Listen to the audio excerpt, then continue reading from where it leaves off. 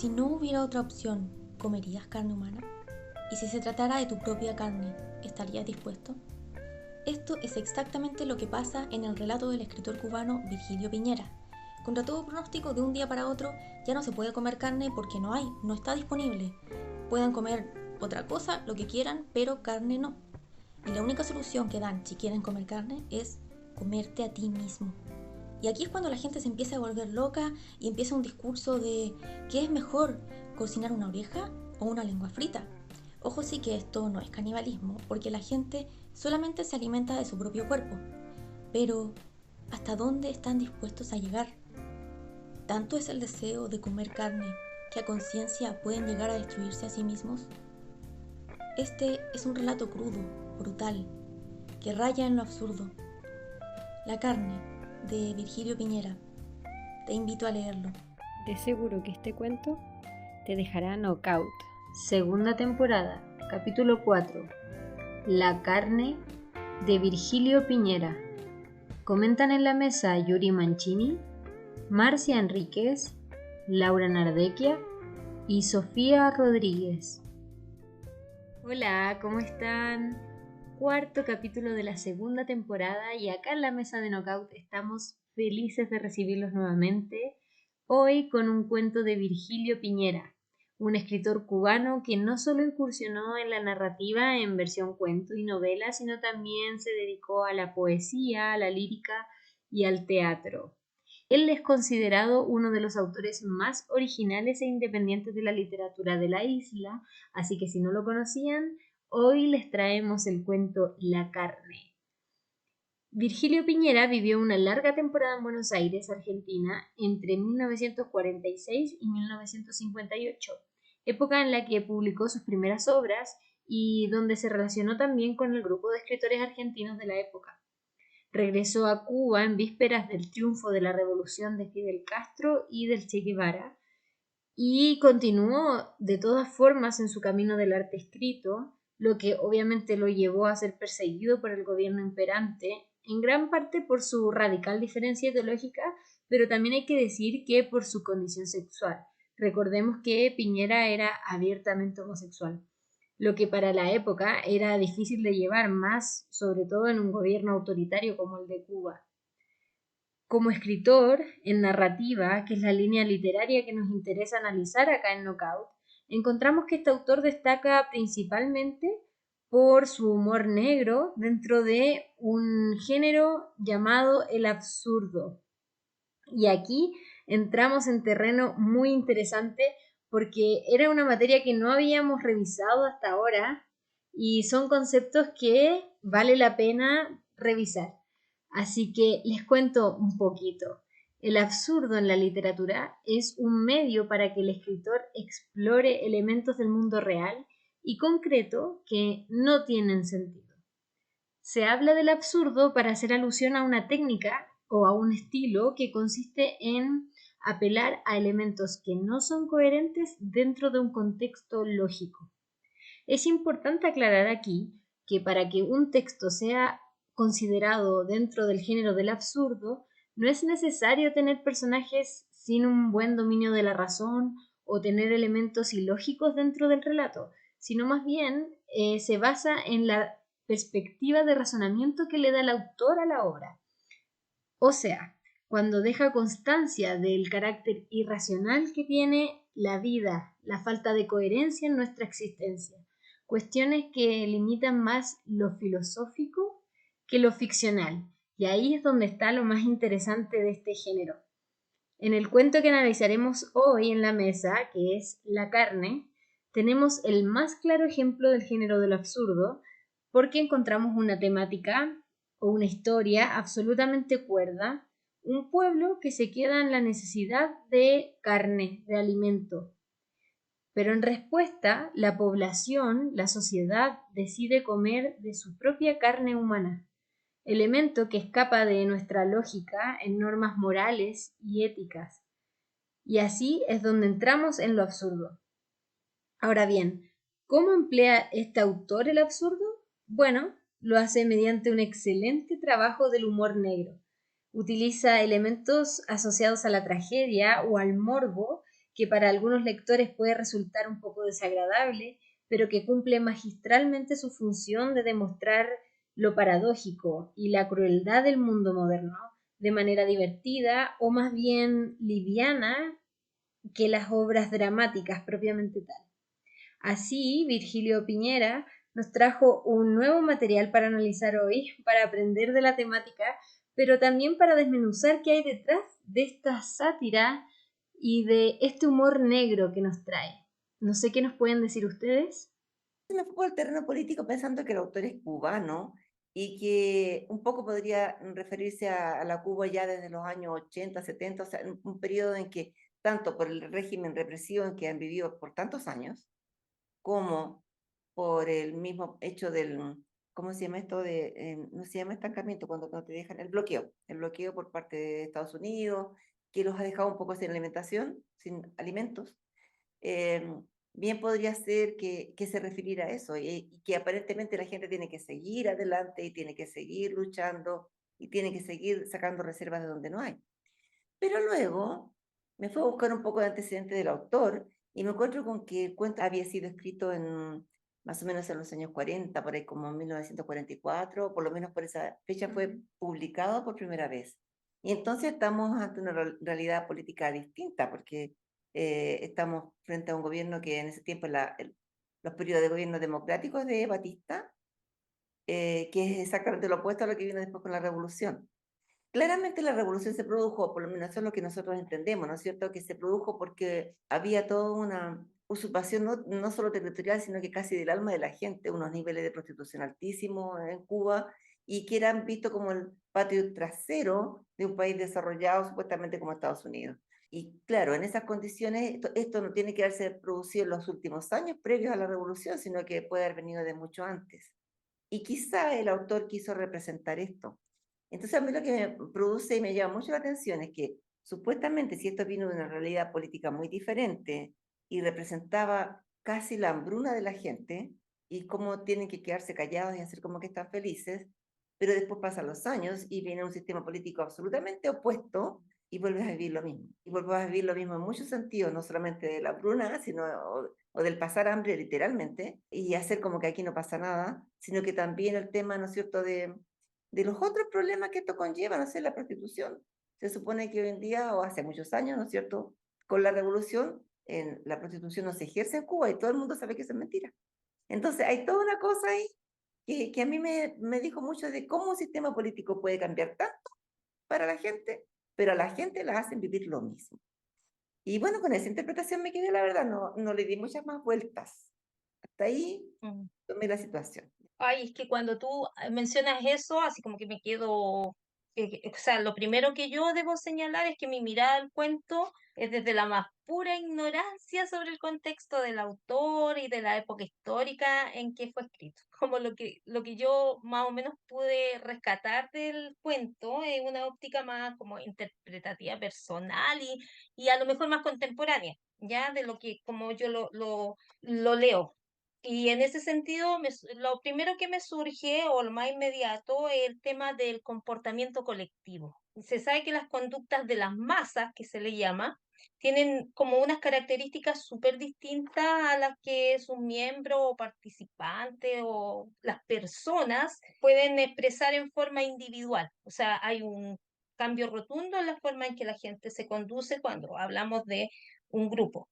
Se nota cuando hablamos de masa, se nota como una gran emocionalidad, como que de ahí surgen estas conductas, como puede ser la ira, alegría, incluso dependiendo del contexto que se esté armando este grupo, lo cual genera que los grupos puedan ser liderados con más facilidad, ¿ya? Porque viene como muy visceral, son comportamientos mucho más emocionales, como decía. Y al final la gente es como que en grupo pierde las facultades críticas, ya al menos en forma momentánea, y aceptan como verdades y validan declaraciones y actitudes de algún líder en particular. Yo creo que de aquí se puede inferir también como el concepto de la moda, ¿ya? en donde se generaliza un comportamiento y se hace popular sin cuestionamiento alguno. Fue como lo primero que me llamó la atención, ¿ya? Como la gente así como embobada sigue una cosa sin pensarla, sin racionalizarla. En el caso del cuento de la carne podemos ver como ante la carencia absoluta de carne para comer, a algún genio se le ocurre empezar a comerse a sí mismo y esta extraña idea llega a conocimiento de una autoridad, ¿cierto? Porque el alcaide o algo por el estilo es como lo nombra. Me imagino que como el alcalde de aquí, una cosa así. Y este valida esa conducta y empieza a brotar masivamente como una excelente alternativa de consumo. Cada vez se van generando más adherentes, consideran que es la mejor opción porque no están dispuestos a prescindir de la carne. Eso te lleva a pensar cómo líderes negativos pueden ganar un espacio dentro de una colectividad, aun y cuando lo que piensan y lo que declaran o profesan en realidad no tenga ningún sentido, no tenga lógica, no escape a la moral, no sé, sea inhumano en muchas oportunidades. La masa se deja llevar, como que pierde su capacidad de discernimiento y sin pensar en las consecuencias de sus actos, cae como en unos comportamientos autodestructivos y al final como que se autoeliminan. Y ejemplos hay muchos, ¿ah? Que no son tan drásticos como el simbolismo de comerte tu propia carne, pero el tabaco, el consumo del tabaco, de las drogas, del alcohol, drogas lícitas, también de algunos medicamentos calmantes, relajantes musculares o algún tipo de medicamentos que te adormecen conciencias y otros, la exposición a las pantallas, ¿cierto? No hacen un daño súper es autodestructivo, pero lo seguimos porque en rigor, por lo general la gente empieza a fumar de mona, como dice uno, empieza por imitación, ¿no? Entonces es como seguir una moda, entre comillas, o seguir el comportamiento de la masa, ¿ya? Así que fue como que lo que más me llamó la atención y como que lo veo reflejado en la actualidad en cómo nos dejamos llevar por conductas consumistas, porque en el fondo es eso lo que nos llama y que son súper reforzados por los medios de comunicación de masa, que ese es el mundo en que vivimos hoy. Por eso te digo, está súper alejado del contexto que tú recién explicabas y que Pero averiguaste es cómo es. válido. Sí, pues, pero es como otra mirada. Y lo otro que me llamó la atención es que como desde una fuerte mirada así como ecologista, animalista, que también es una visión mucho más contemporánea, así como de lo que la realidad que se vive hoy, es cierto que podemos sobrevivir de manera saludable sin necesidad de consumir carne animal. Esto está más que demostrado y que las carencias nutricionales que pudiéramos tener por la falta del consumo de carne pueden suplirse perfectamente con otras proteínas de origen vegetal o incluso con suplementos alimenticios. De ahí vienen tantos vegetarianos que en realidad y sobreviven, y sobreviven saludables, digamos. Pero pienso que pocas personas comen para solo alimentarse, para nutrirse, comen ese producto en específico o cualquier producto. No es que quieran desarrollarse sanamente y por eso nos nutrimos y nos alimentamos. En general comemos para satisfacer el placer del Sí, sí, sabor sí. de lo que degustamos. Por lo tanto, si nos viéramos frente como a la real disyuntiva de eh, si para darnos el gusto de comer carne solo por el sabor, tuviéramos que comernos a nosotros mismos, ¿estaríamos dispuestos a hacerlo? Entonces ahí no veríamos no, es que nosotros no somos tan animales, no estamos para eso. A lo mejor ahí pensaríamos, no, sí puedo vivir perfectamente sin comer carne. Entonces como que me surgieron todo ese tipo de cosas que en realidad son una mirada súper distinta a la que dabas, Marcia, pero que fue lo que me llegó del cuento y que me pareció interesante. Bueno, sí, respecto un poquito a eso mismo último que estás diciendo, de si realmente seríamos capaces de comernos a nosotros mismos, justo me acordé de este caso, el de los Andes, Ujú. que también es súper trágico. Claro, esto no es como el equivalente porque en el fondo no se comían a sí mismos, pero sí es un caso en el que sí Comen carne se humana. come carne humana. Ujú. Sí. Claro, en un contexto un poco distinto por el hecho de que de partida no se comían a ellos mismos. Ah. Era como efectivamente por supervivencia. ¿Cachai? Entonces ahí está como ese nexo que hace es un ejemplo súper válido para lo que yo estaba diciendo recién, porque eso sí que es para sobrevivir. Acá no estamos hablando de que la carne, que había falta de todo lo otro, porque ahí en ese caso no había falta de los otros alimentos. Sí. Bueno, igual respecto a lo que han dicho las dos, me pasa respecto a una primera lectura que tuve, porque igual volví a releerlo y después tuve como una segunda lectura donde vi otras cositas más, pero en una primera lectura me pasó lo mismo que a ti, Yuri, que lo asocié más quizá a lo que vendría siendo el contexto actual que a lo histórico, porque yo tampoco sabía mucho a lo que era la parte histórica, entonces naturalmente lo asocié a algo más reciente. Entonces, lo que sí noté fue que un poco la premisa del cuento es elegir algo que nos haga como sentirnos cómodos, pese a saber que nos puede afectar muy, muy negativamente a futuro.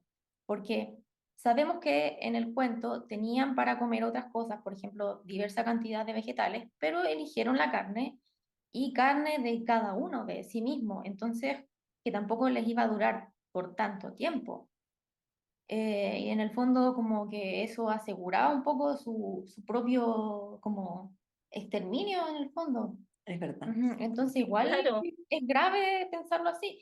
Y pensándolo desde ese mismo caso a algo más actual, que claro, esto se puede ver con mucho más tiempo quizás a futuro, por ejemplo, está el consumismo, el mismo consumismo, no solamente por moda, sino como por cosas que nos acomodan, que están sobre todo relacionadas ahora último con lo que es el cambio climático o con la destrucción de los ecosistemas, que claro, quizá en este momento actual no nos están afectando, pero puede que de aquí a unos años más, o como llevan ya un tiempo diciendo, de aquí al 2050, vamos a estar viviendo en un planeta que ya no nos acomoda realmente o que en muchos lugares van a tener demasiados como problemas específicamente a lo que es el clima, problemas con las mareas, así, algo ya más grave.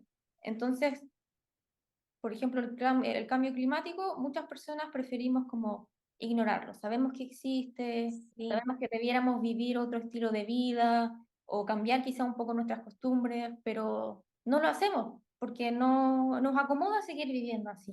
Y esto se ve también, por ejemplo, con el tema del fast fashion y toda esta ropa que termina después botada en el desierto. Es terrible. O también el caso actual de las inmobiliarias que van y terminan construyendo, por ejemplo, lo que pasó hace un tiempo atrás en la duna.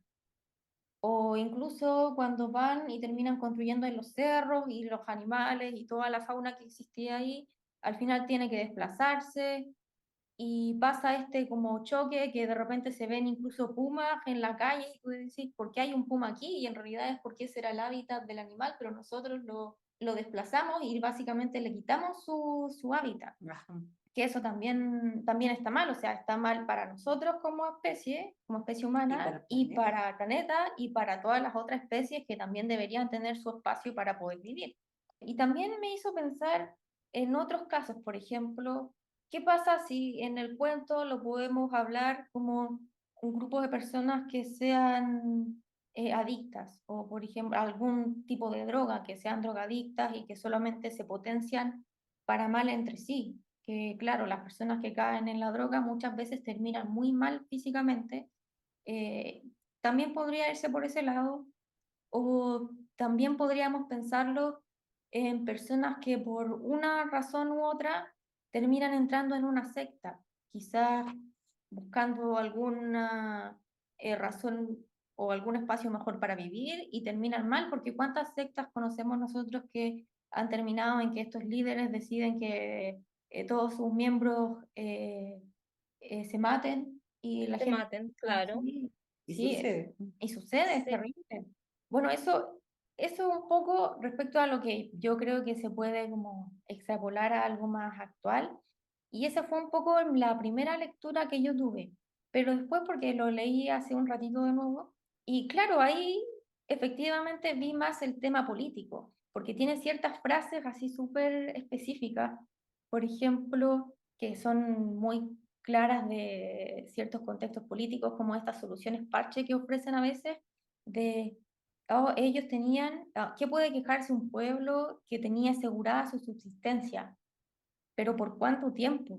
Si habían dicho, el cálculo era de que si comían 1 libra diaria, que es el equivalente a 230 gramos más o menos, Una una libra. libra, sí, o sea, no sé, no recuerdo si Bueno, era realmente una parece libra, pero el cálculo yo lo había hecho de antes y era casi 230 gramos al día de su propia carne, tenían para 140 días, que es el equivalente como a 4 meses y medio, más o menos.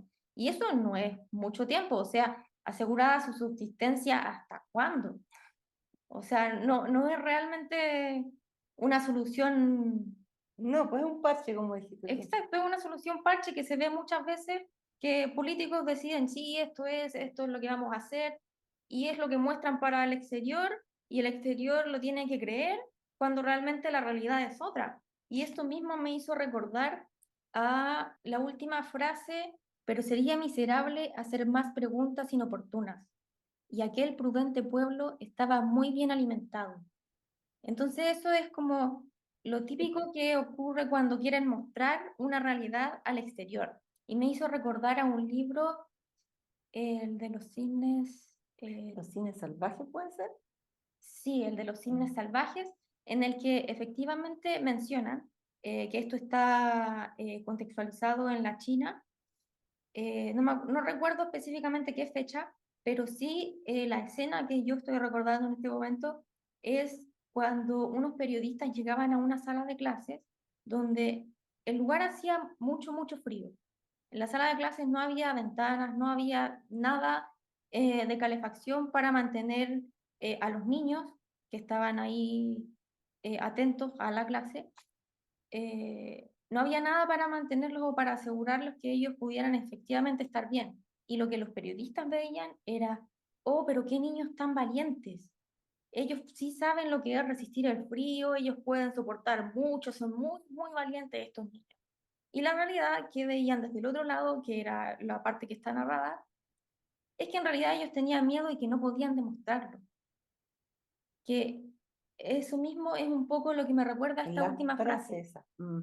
Tienes mucha razón. Hay una verdad oficial, aunque la verdad sea otra. Ujú. Y generalmente desde afuera es eso la que se conoce. Fíjate que es un excelente punto. Sí, qué interesante lo que dicen, estaba muy atenta escuchándolas y la verdad es que para mí hay algo más simbólico todavía, que es el hecho de que la población no solo cae en el absurdo de comer su propia carne, sino que además consumen preferentemente los trozos más valiosos para sí mismos. Por ejemplo, y no olvidemos al bailarín que se come los dedos de sus pies, o a las señoras que se engullen sus propios labios y ya no pueden hablar. Me pareció súper interesante, un cuento magistral que con imágenes surrealistas al final cae en lo absurdo, pero nos deja un saborcito amargo de realidad con nuestras propias conductas autodestructivas como sociedad, que era lo que comentaban ustedes también. Así que muchas gracias por traer este autor a la mesa. También queremos saber si ustedes en sus casas ya lo conocían y si no, bueno, ¿qué les pareció? Coméntenos sus reflexiones y sean parte de este análisis literario que hace de la lectura algo colectivo. Así que los dejamos invitados a seguirnos en nuestras redes sociales, a leer el cuento en PDF que lo tenemos en el link de nuestro Instagram, escuchar el audiocuento si no tienen el tiempo de leer y a comentarnos, a dejarnos ahí sus mensajitos. Muchas gracias por su escucha. Nos vemos en un nuevo episodio acá en Knockout. Somos cuentos contando cuentos. Sobre el cuento La carne de Virgilio Piñera, comenta Sebastián Rodríguez. Tengo tantas ganas de comer carne que comería mis propias nalgas. Más o menos así parte la premisa del cuento La carne, de Virgilio Piñera, donde se nos cuenta la historia de un pueblo en el que por una restricción de carne, ya no había más, la gente comenzó con costumbres de autofagia, mutilándose e incluso llegando a su propia desaparición.